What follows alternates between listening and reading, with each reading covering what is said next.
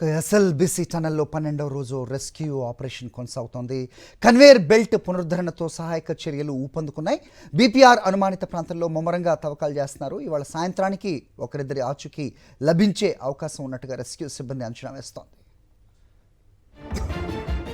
ఒకసారి విజయభాస్కర్తో మాట్లాడదాం. విజయభాస్కర్, సో ఇవాళ 12వ రోజు, సో మొత్తానికి బెల్ట్ ఏదైతే ఉందో అది పునరుద్ధరించారు అని తెలుస్తోంది. సో దీంతో ఏమన్నా పరిస్థితి మెరుగుపడే అవకాశం ఉందా? మనకి విజువల్స్లో కనిపిస్తున్నాయి, చాలా నీళ్లు అక్కడ బ్లాక్ అయిన అంశం. సో దాన్ని మోటార్ పెట్టి తీసే అవకాశం ఉందా? మాన్యువల్గానే నిన్నటి నుంచి కూడా తీయటం మనం చూస్తున్నాం. ఏం జరుగుతోంది అక్కడ, అప్డేట్ చెప్పండి.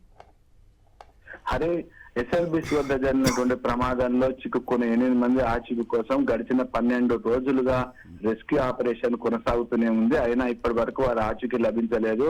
దాదాపు 12 బృందాలుగా 650 మంది నిర్విరామంగా ఇందులో షిఫ్టుల వారిగా పనిచేస్తున్నప్పటికీ కూడా అనేకమైనటువంటి అవాంతరాలను అధిగమిస్తూ ప్రస్తుతానికి నిన్న సాయంత్రం ప్రారంభమైనటువంటి కన్వేయర్ బెల్ట్ ద్వారా మాత్రం అక్కడ ఉండేటువంటి యొక్క బురదను తొలగింపు కార్యక్రమం శరవేగంగా కొనసాగుతుంది.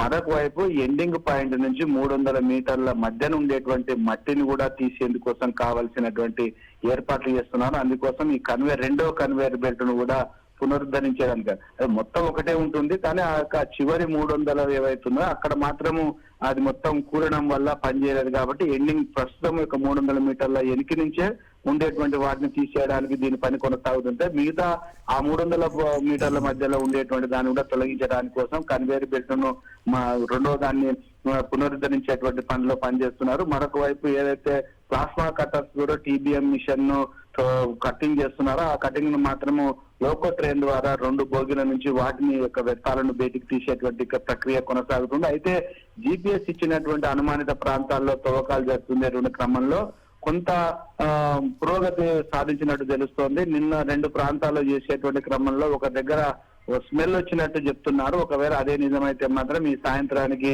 1-2 మృతదేహాలు బయటకు వచ్చేటువంటి అవకాశం ఉందనేటువంటి అంచనా వేస్తున్నారు.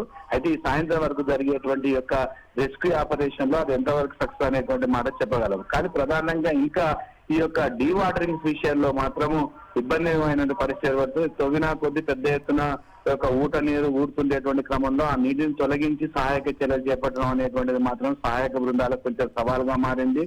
పెద్ద మొత్తంలో మోటార్లను అక్కడ బిగించి నీటిని తోడేస్తున్నా కూడా పైనుంచి వచ్చేటువంటి యొక్క వాటర్ వల్ల మాత్రము పెద్ద మొత్తంలో వస్తుంది. ప్రధానంగా పైన ఉపరితలంలో ఉండేటువంటి కొన్ని ప్రాంతాల్లో చెరువుల నుంచి వాటికి సంబంధించిన పొరలు ఉండవచ్చు అనేటువంటి అంచనా కూడా ఇప్పటికే ఎన్జీఆర్ఐ వాళ్ళు రావడం జరిగింది.